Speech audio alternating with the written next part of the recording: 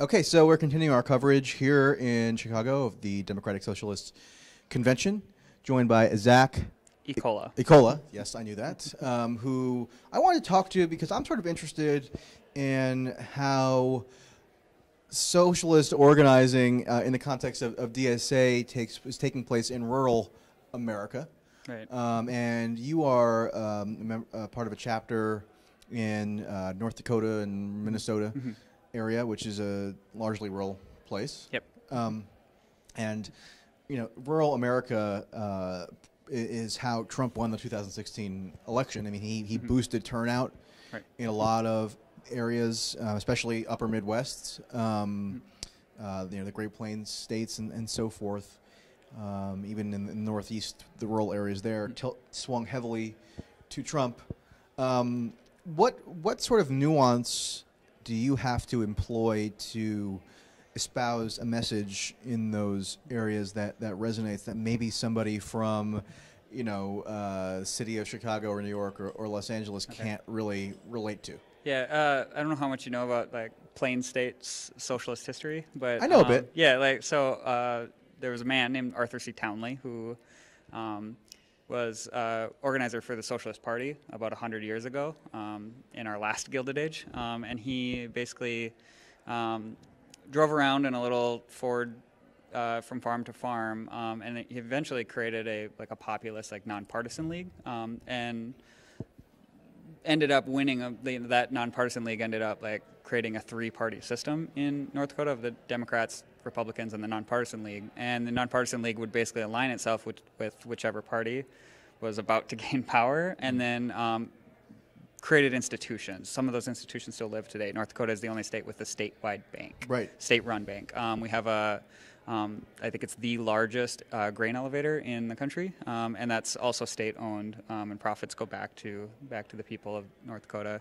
At one point, we had a state-run brewery, which is kind of cool. Okay. We should bring that back. But Here. yeah, so I mean, that sort of nuance still exists today. So a couple of years ago, there was a ballot initiative to take away one of the gains that the Nonpartisan League had made, in the 1930s or whatever, of non-corporate farming. So we have corporate farming practices, but we don't have corporate farms. We still ostensibly are family farms in North Dakota.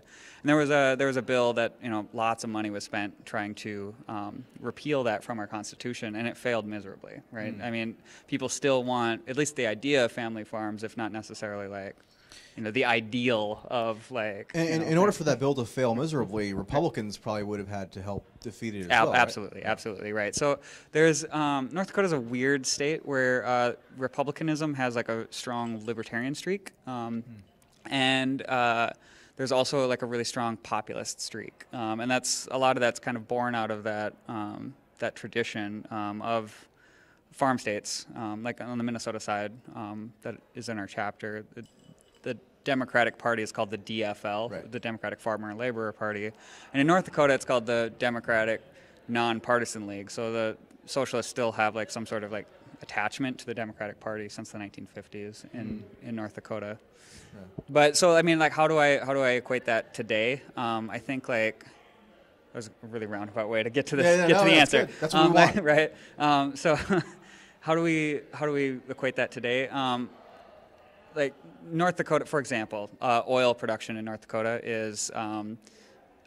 has the similar sort of relationships that farmers 100 years ago had with St. Paul bankers. So now what we have is billionaires from oil companies who are using North Dakota resources, and then as soon as commodities prices drop, they're gone, and the cities that depend on that sort of stuff are just wiped out. So I mean, I don't know if we can build a movement to nationalize our pipelines, which might actually help with things like DAPL, right?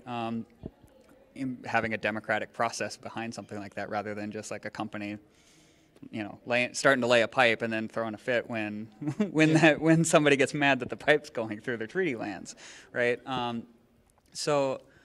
And then some of the other nuances, in our cities like Fargo, we have, it's a fairly progressive city, but so we can do a little bit of work there. We can do a little bit of work on the Grand Forks side as well. So, which is a little bit north of Fargo. Yeah, and, North Dakota had an influx of these oil workers from out of state over the past, I don't know how many years, 10 or so, maybe more, who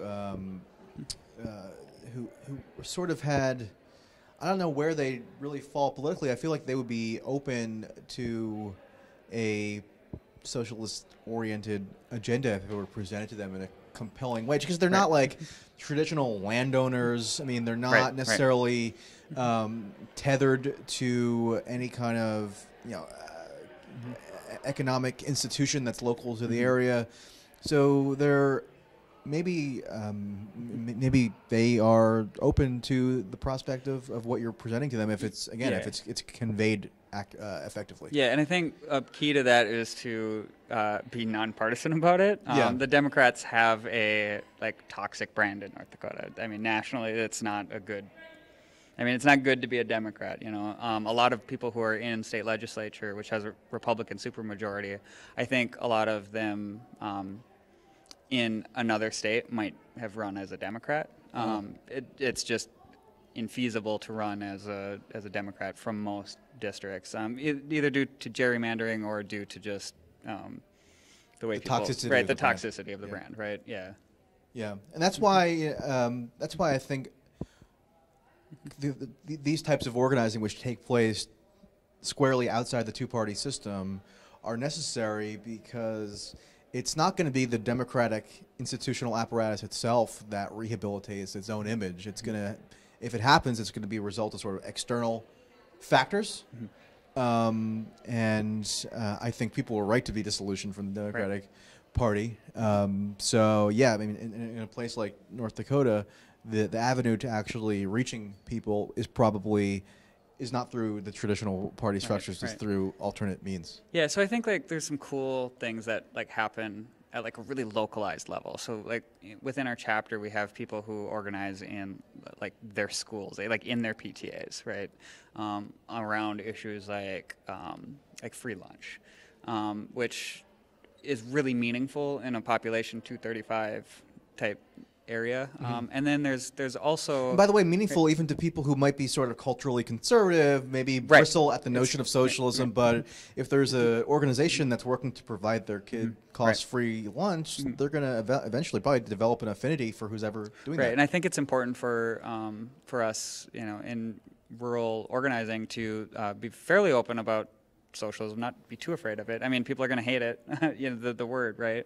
Because it's a scary word to a lot of people. But I think if people can associate good work in a community like that, I think that the fear goes away a little bit. And then we have other opportunities within the state of North Dakota, for example, ballot initiatives. We have because of the nonpartisan leagues institutions that still exist, we have a very robust direct democracy mechanism by going out and getting people to vote in every legislative district. And it comes back to that populism, that if you can present an argument in a way that isn't necessarily beholden to I don't know, I'm trying to think of the words.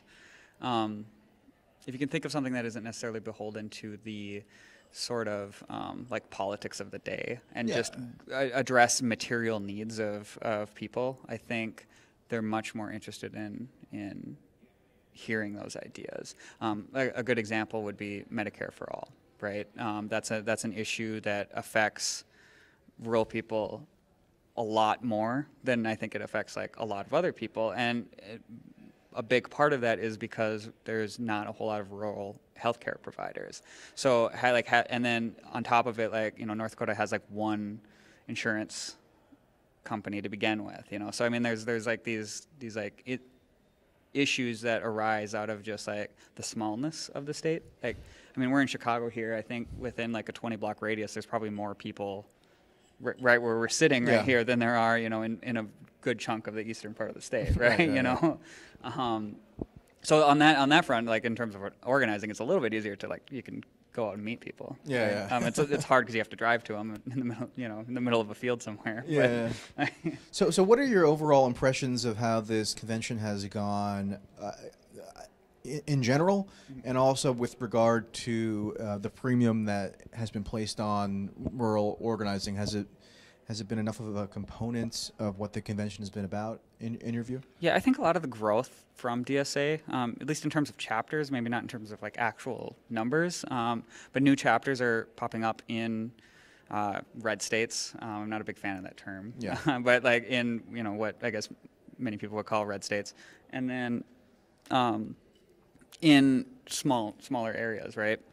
And I think that's hugely important because those sorts of issues are really important across the board. And you can't have like a cultural hegemony if you don't have like those people on board as well. Yeah. And you don't want a movement that's seen as cloistered in a couple urban areas, because then there's like almost a cultural resentment that can stem from that. For many upper Midwesterners, like there is like a strong anti-elitism, or like anti-coastal sort of thing.